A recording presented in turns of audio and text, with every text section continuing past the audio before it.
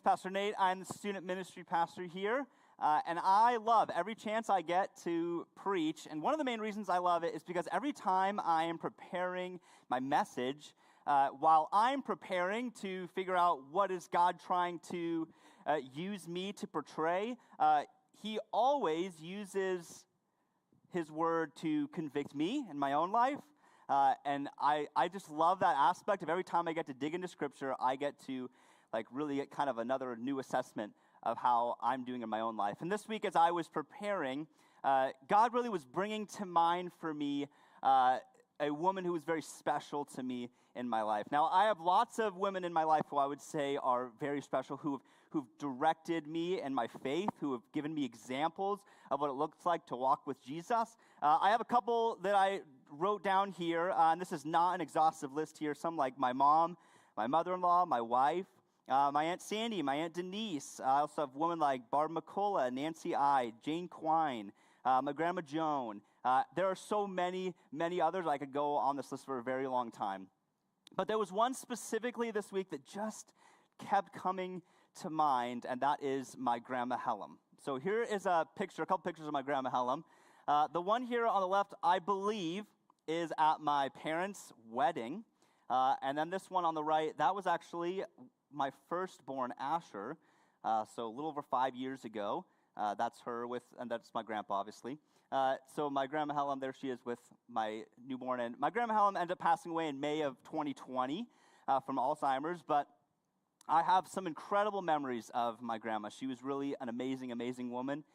Some things I admired about her. I have some memories and some things that stick with me to this day. A couple of those things here is one. I remember every time I'd stay the night at their house, I used to wake up early as a relative time, but like 5:30, 6, I don't do that anymore, but I used to. And when you stay at someone else's house, you always it's harder to sleep, and so I'd wake up earlier. But I knew it was always totally okay at Grandpa and Grandma Hellum's because if I woke up early, I could walk out, and I would find my grandma sitting in her living room doing her devotionals every single morning. In fact, there was a morning I remember walking out and going to sit with her, and she wasn't there. And I was like, what's going on? I was disoriented, thought, is it somehow earlier than I think it is? I was very confused until I realized that she just moved to the living room. They got a new couch, to their family room. They got a new couch that reclined, and it had some little cup holders, and so she'd moved to doing her devotionals in there. So all was good. She was still in there, so I sat with her on their brand new couch. Another thing I remember is if we stayed the night at their house on a weekend, it was a guarantee that on Sunday morning we were going to go to church with them. But it wasn't just church. So the church started early in the morning, but we would get up earlier and leave early because my grandma, every single Sunday, would pick up a few dozen donuts for church that morning. And so we would get to pick our own donuts, and I would always pick a maple bar. I was very excited. And so we'd go, and then we'd eat donuts with all of my grandma's friends, other people who'd come in and get the donuts, and we would just sit there before service. And I just remember that was like a non-negotiable. We were going to go early to get the donuts before church every morning.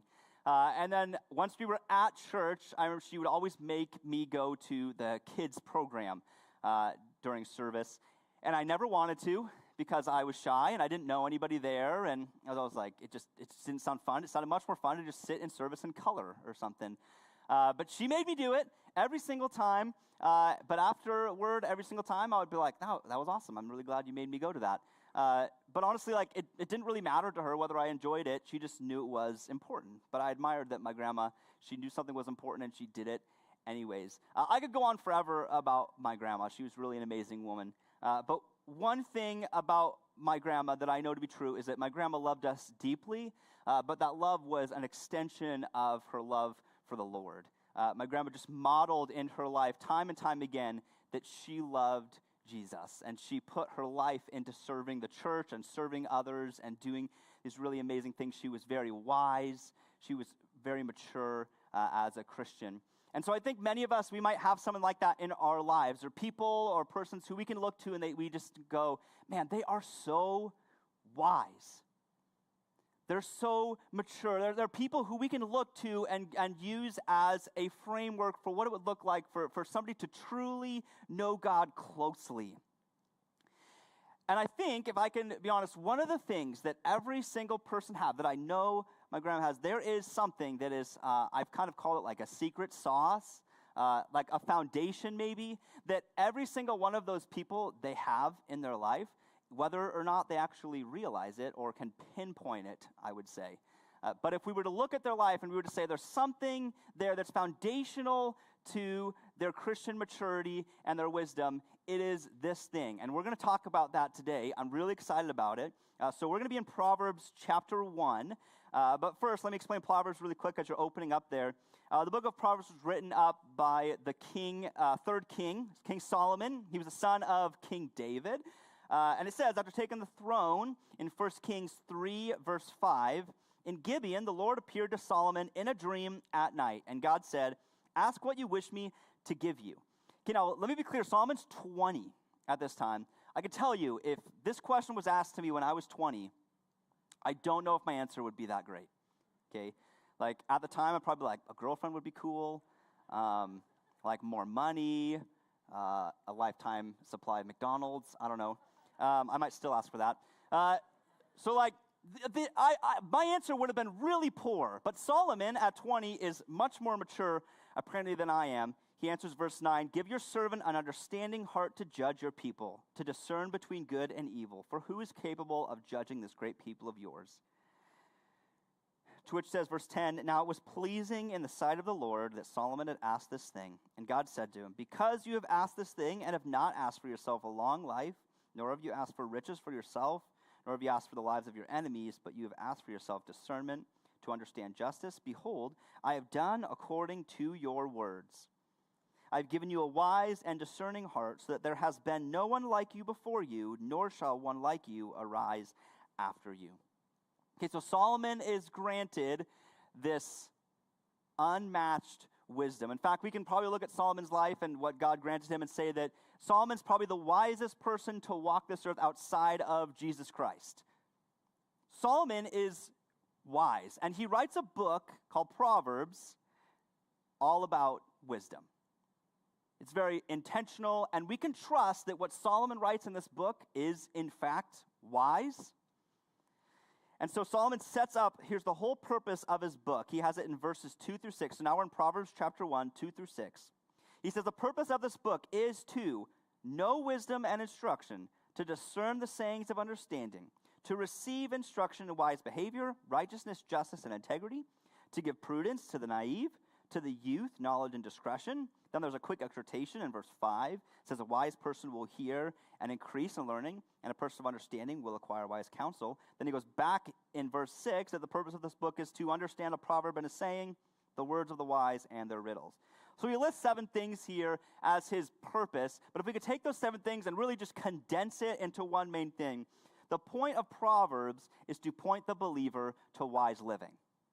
This is the whole main thing of Solomon's book. It's to point the believer to wise living. It's not a book about salvation, okay? That's not what it is. It is for the believer, and it's for, here's how, as a believer, you can live wisely. He kind of gives 2 roads. There's a wise road, and then what Solomon's going to basically call the foolish road.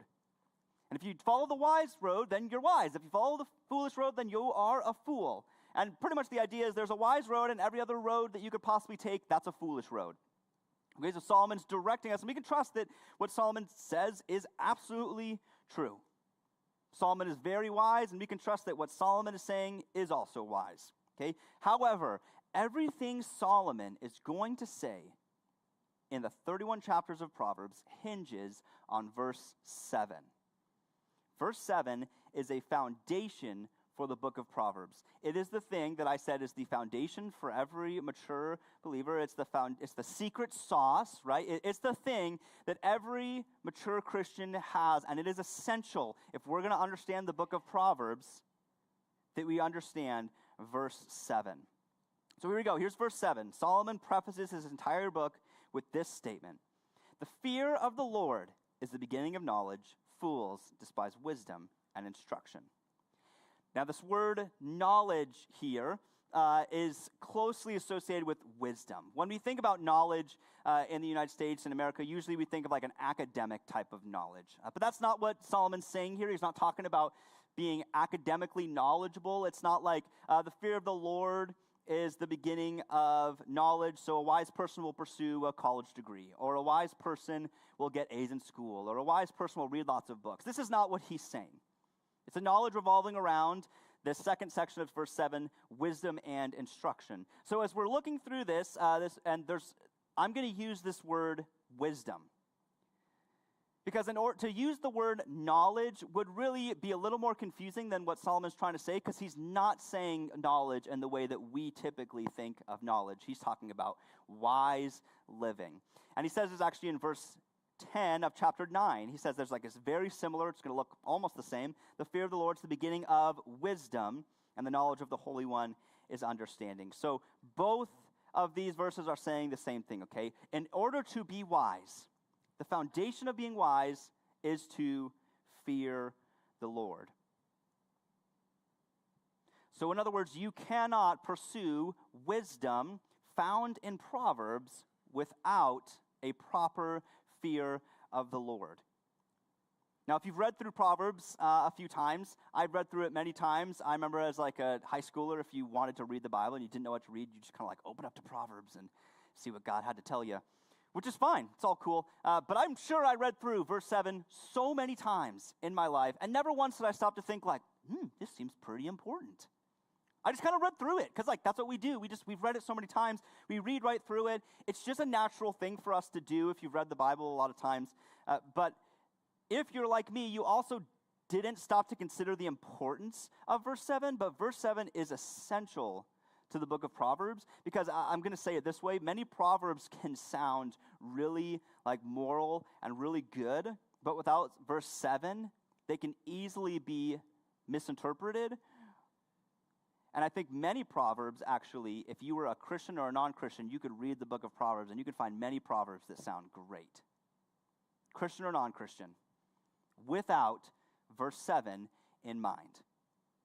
But if you have verse 7 in mind, it completely changes the context of what he's writing. So for some examples here, Proverbs 3:5 is a common one. Trust in the Lord with all your heart, lean not on your own understanding. So this is an example. If you read Proverbs and read this, there's really no question what they're talking about, trusting in the Lord. If you're not a Christian, you're probably not, buying that sign from Hobby Lobby and putting it on your wall. Okay, but there's Proverbs 22:6, right? Train up a child in the way he should go, and even when he grows older, he will not abandon it. Or 27:17, as iron sharpens iron, so one person sharpens another. Both of those verses sound great, whether or not you are a Christian. In fact, I would say culturally, we would say train up a child in the way they should go. We do this culturally, but it is not the way that a Christian would train up their child. But without verse 7 in mind, it can be extremely easy to misinterpret what these verses are saying and apply them however we want to. So, for example, the fear of the Lord is the beginning of knowledge. Fools despise wisdom and instruction. Therefore, train up a child the way he should go, and when he grows older, he will not abandon it. In this context, what we're training up our child to do is to fear the Lord. It's not just to train them up to do whatever you feel like is good. It's to train them up to fear the Lord, because fear of the Lord is the foundation of wisdom. You start by fearing the Lord, then you go through the rest of Proverbs with that framework in mind. Fear of the Lord is the foundation for which all of Proverbs is written, which makes a proper understanding of fear of the Lord immensely important, does it not? If we don't understand fear of the Lord and what this means, it's very difficult for us to begin to pursue true wisdom. But this is why it's the secret sauce. It's the foundation. It's the main piece of things. Because when we can begin to understand this, we can begin to pursue wisdom. But I will say many Christians in America, we do not have a great understanding of what it means to fear the Lord. So let's dive into it. Let's talk about it, because this is very important. Solomon wants us to understand this, and so let's do our best to understand it. So first off, this word fear. Okay, this is a really big word. The Hebrew word for fear is yirah, which can describe multiple different words, including dread, being terrified, standing in awe, or having reverence.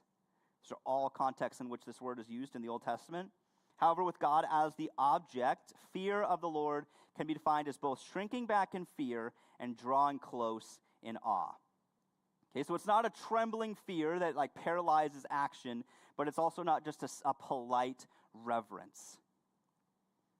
This is extremely important because if you've grown up in church at all, we love to gravitate toward God's love. It's like our favorite thing. We're like, God's love is so nice, so soft, makes me feel good. Like when I do something wrong, God's love is there. Like we love God's love, right? It's the best. So we gravitate towards it. And so when we see this word fear, we often can define it as, and I've defined it this way myself, and I would say I was wrong. I have defined it as like, it's just a healthy respect for God. That's often how we're going to kind of use that definition. Because we can't really comprehend how we're not supposed to be afraid of God, right? But actually, it's both. In fact, I think that the biggest reason we have so many immature Christians, I would say, in the faith is because we are not afraid of God. We need to be afraid of God. There is a sense of fear that comes with knowing who God is.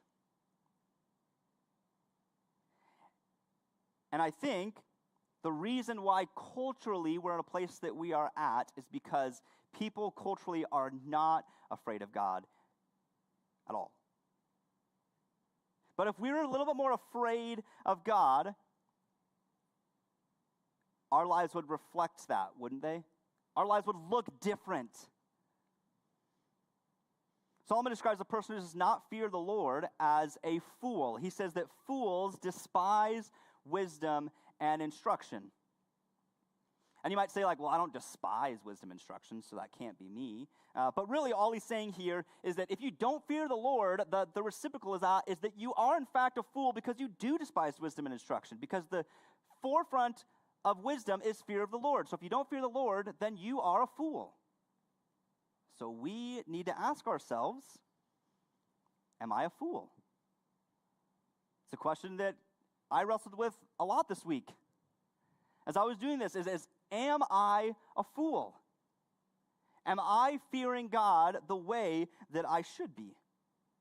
And this is where, as Christians, we have an opportunity, okay? We can either take this question and we can look at our lives and we can go, okay, in what ways may I be fearing the world over God? Or we can get defensive. We love to get defensive. We love well, if God would just, God can see, he understands, life is busy, we've got stuff going on, he can see what's happening, therefore, I'm sure he understands. Or we can ask ourselves this question genuinely and begin to enter into a life where we can fear the Lord better. And so what I'm going to challenge you to do is do what I'm going to do as well, is I'm going to ask myself this question. In what ways may I be fearing the world over God? In what ways might I be fearing the things of this world over fear of God? Because typically speaking, we do not do a good job of fearing the Lord. Typically speaking, we love to fear the things of this world, and then God kind of finds his way into our schedule. But I think if we can begin to fear the Lord, we can begin to change the way we look. Now, I'll tell you, this is not the typical church teaching, all right? Not across America, at least. And here we like to tackle hard stuff. But across churches in America, the easy thing for me to do would just be to kind of bypass the fear thing and be like, well, don't worry though, because God loves you anyways. And we would just kind of end on that, and you'd feel so good about yourself. It'd be awesome. But there's also this reality that when I am up here, I feel a weight because I have a responsibility to teach what God's asked me to teach. And if I don't, I'm guilty of disobeying God. And so while it would be easy for me to kind of take this passage and go the happy way, I want to be faithful to what God's asking me to do. And so I'm going to challenge us. I'm going to challenge us to actually look at our lives and ask ourselves this question. I want us to ask this: in what ways may I be fearing the world over God? And I want us to ask it genuinely. And then let's enter into this question and let's discuss it. Because this week when God was using the scriptures to teach me, he pointed out a ton of things. And we all have something.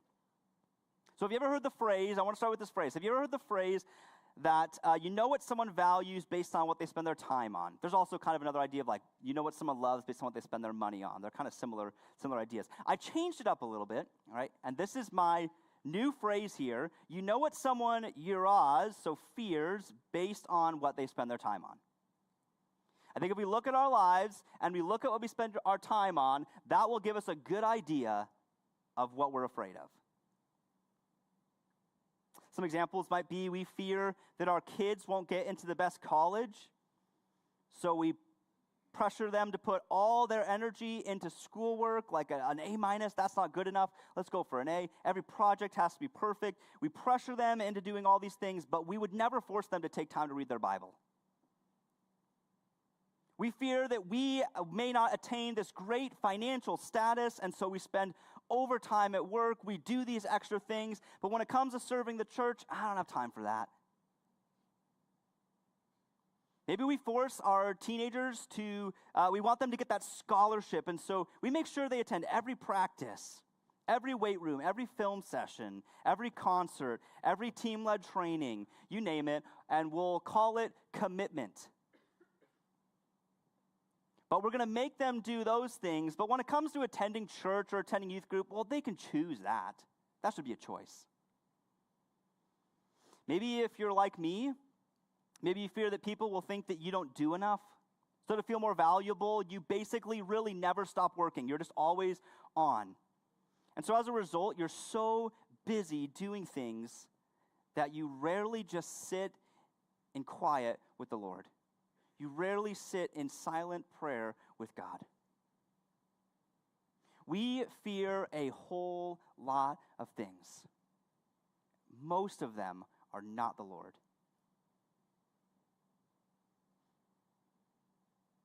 Paul writes a similar thing in Romans 1:21 through 22. He says, "For even though they knew God, they did not honor him as God or give thanks, but they became futile in their reasonings, and their senseless hearts were darkened. Claiming to be wise, they became fools." This phrase, became futile in their reasonings, is used in other places in Scripture.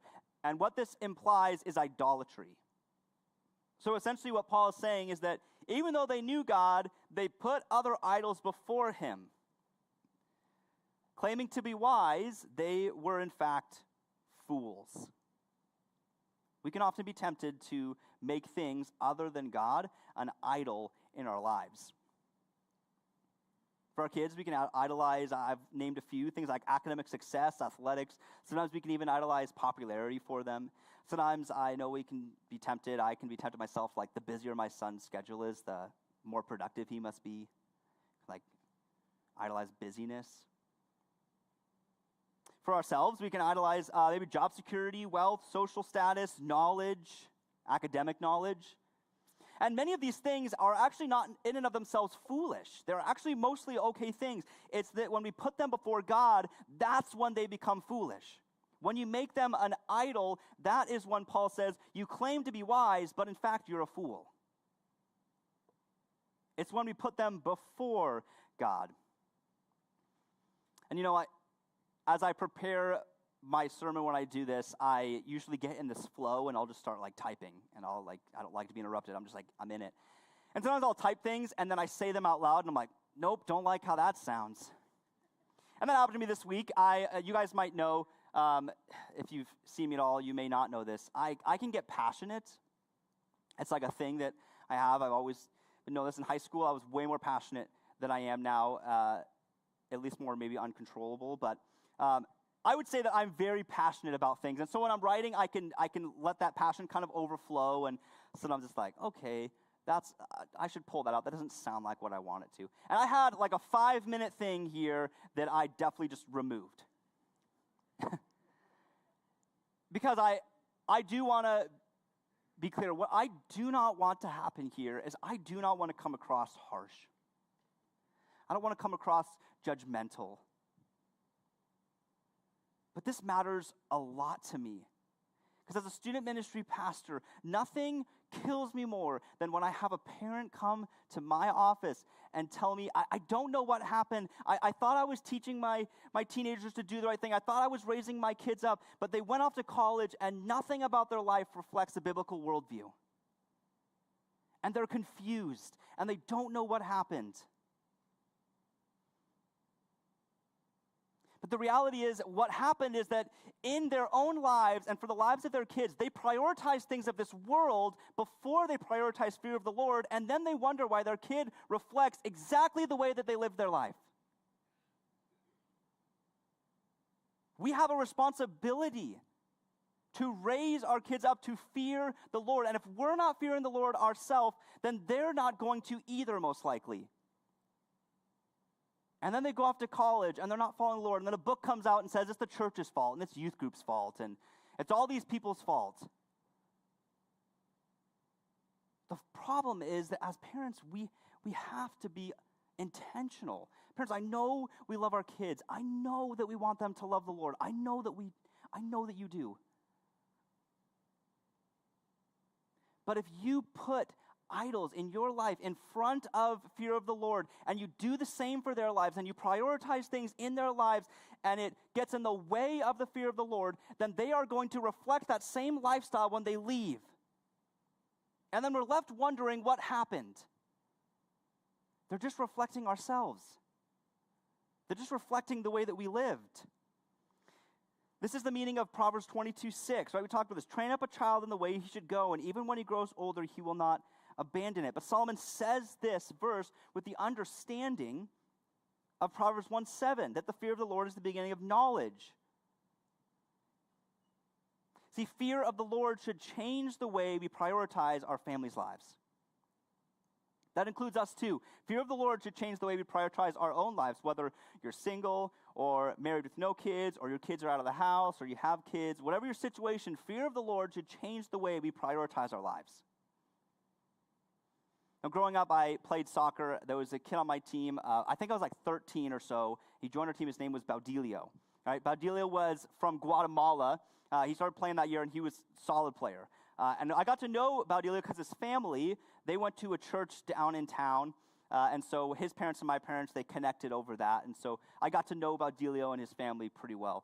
Well, going into our next seasons, when I turned 14, games changed from Saturdays to Sundays in the regular season. And I remember when this happened, Baudilio quit. And we were like stunned. As a 14-year-old, I understood completely. No, I didn't understand at all, okay?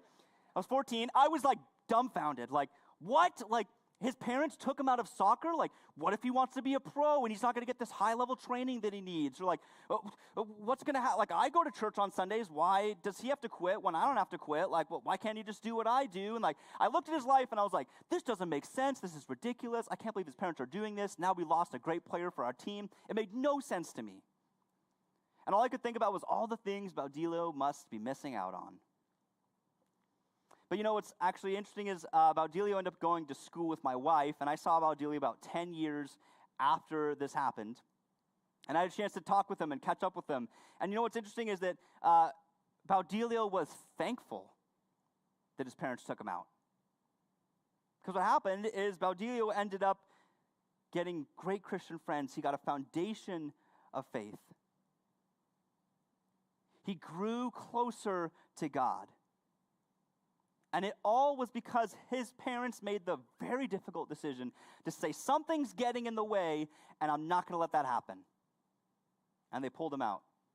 Now, let me be clear. I'm not saying that's the exclusive way to do it. Like, I did not get pulled out of soccer. I played all the way till I graduated high school.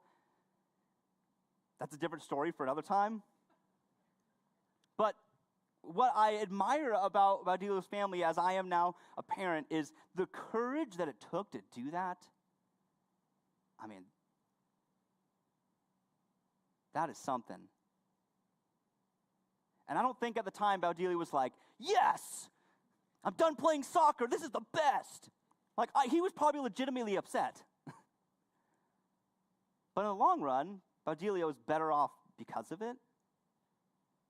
And I think this is also why I was thinking of my grandma Hellum a lot this week, is my grandma Hellum regularly reflected a life that prioritized the Lord. I knew what my grandma feared because of what she spent her time doing. She spent her time in the Word every morning. She prayed every single day for her kids, for her grandkids. And she didn't pray that they would be some great athlete or great musician or that they would be smart or successful. What my grandma prayed for every single morning was that her kids and her grandkids and those around her would love the Lord. That was the most important thing for her. She served selflessly. She gave her time. Every conversation with my grandma always somehow got redirected back to Jesus. I looked at the way my grandma lived her life, and I said, there is no doubt she loves Jesus. No doubt. I know there's no doubt my grandma feared the Lord. Those who fear the Lord prioritize their time in ways that make God the primary and ultimate influence. Nothing you do is separate from God. And anything that gets in the way of this goal is either worth adjusting or removing. Anything that gets in the way of making God the primary and ultimate influence is worth moving or removing. Nothing can get in this way. This is why Solomon starts with verse 7. This is why he says, in order to be truly wise, the first thing you have to do is fear the Lord. In order to understand anything in Proverbs, if you do not fear the Lord, then these other things that I'm going to put in here are not going to affect you in the way that they need to.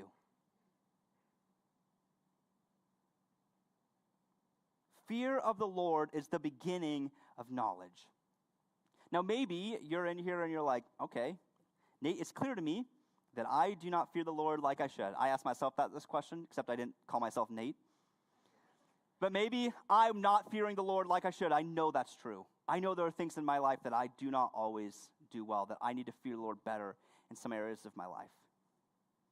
So maybe you're asking, okay, I recognize this, but what do I do about it? How can I fear the Lord? I said this in the beginning. I want to say it again. Fear of the Lord is both shrinking back in fear and drawing close in awe. Now let me explain this, okay? So shrinking back in fear is a recognition that one day you will come face to face with the holy God, and you will account for every single decision that you make. And God is a just God. And when you come face to face with God, it will become abundantly clear of the decisions that you made. And most of us, we really like to tame God into kind of this non-threatening kind of buddy who just exists to bless us, give us what we want. We don't fear God in the way that we need to fear God. He just becomes kind of like a vending machine God, where it's like, I'll use him when I need him, when it works out for me. But that is not the way that God should be treated. That is not what it talks about when it says to fear the Lord. We should shrink back in fear. And there's a story in the book of Isaiah that I think is so helpful for us as we try to understand what this means to shrink back in fear and draw close in awe. So Isaiah 6:5, Isaiah encounters God, and his reaction in verse 5 is, "Woe to me, for I am ruined, because I am a man of unclean lips, and I live among a people of unclean lips. For my eyes have seen the King, the Lord of armies." This is a prophet. And he sees God, is in the presence of God, and is like, I'm done. Like, I'm dead. He's not like, what's up, bro? Like, but we do this sometimes. Like, it's fine to like have a relationship, but sometimes we're just like, oh man, when I get to heaven, I'm going to ask God all these questions. I don't think we will. I think we're going to be like, oh, crud. Like, and this is what Isaiah feels. He's like, woe is me, I'm ruined. Like, because what he recognizes is that God is so holy and he is a sinner. And he is in the presence of a perfect God. And now in the same way, we're to draw close to God, right? He's not a distant God. He's a God who we should be drawn to in worship. It's the same attitude Isaiah reflects on just a couple verses before. He says he sees the angels in the presence of God, and they're shouting, "Holy, holy, holy is the Lord of armies. The whole earth is full of his glory."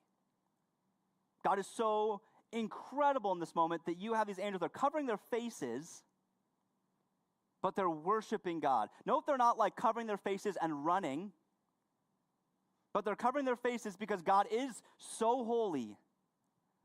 This is the drawing back in fear or stepping back in fear, but then at the same time, they're so drawn to how incredible God is that they can do nothing but worship him. And it's when these two things kind of come together that we get verse 8. Isaiah says this, "Then I heard the voice of the Lord saying, 'Whom shall I send, and who will go for us?' Then I said, 'Here am I, send me.'" When we properly yirah the Lord, it creates in us a desire to do whatever he asks of us. This is the attitude of somebody who fears the Lord. He is fearing the Lord. He sees who God is in all of his glory, all of his splendor, and God says, "Hey, who will go for us?" He has no clue, and he's just like, "I'll do it."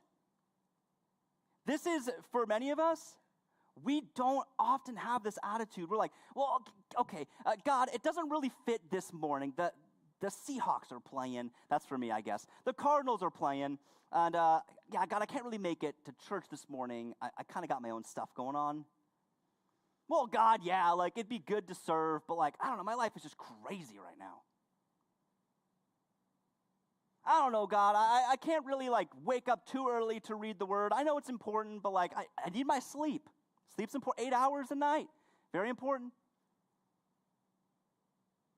We often make all sorts of excuses, and here's Isaiah who's encountered God in all his fullness, and Isaiah's like, whatever you're going to ask of me, I'm doing it. When we properly yirah the Lord, it creates in us desire to do whatever he asks of us, whatever that is. If that means we have to remove something, we have to remove it. If that means we have to change up how we're living our lives right now, that means we have to change it up. But fear of the Lord has to be primary. We'll be talking about wisdom for the next 3 weeks. I'm super excited. It's going to be awesome. And Solomon has some awesome things to say in the book of Proverbs. But I want us to keep in mind as we go through these next 3 weeks and as we read Proverb on our own, that we are conscientious to remember that it starts and ends with verse 7. That as we read through the book of Proverbs, the most important thing we can keep in mind is that we need to fear the Lord. And so I'd encourage you to ask yourself as you're leaving here this morning, am I fearing the Lord with the decisions I make for myself and or my family? Are the decisions I make reflective of somebody who fears the Lord, or are they reflective of somebody who fears the world? Am I fearing the Lord with the decisions I make for myself and or my family? Let me pray for us. God, we thank you for the book of Proverbs. We thank you for Solomon's wisdom. God, I'm sorry for all the times in my life that I know I have and I know I will fear things other than you. God, I'd ask that I continually make you a priority in my fear. God, I'd ask for all of us as a church that we would take a look at our lives and you would make it clear what we've placed before you. And God, I'd ask that you would give us the ability to remove or alter those things so that we can put you as our primary and ultimate influence. And God, thank you that you are a loving and gracious God, even in the midst of our failures. In your name, amen. All right, have a good Sunday, everyone.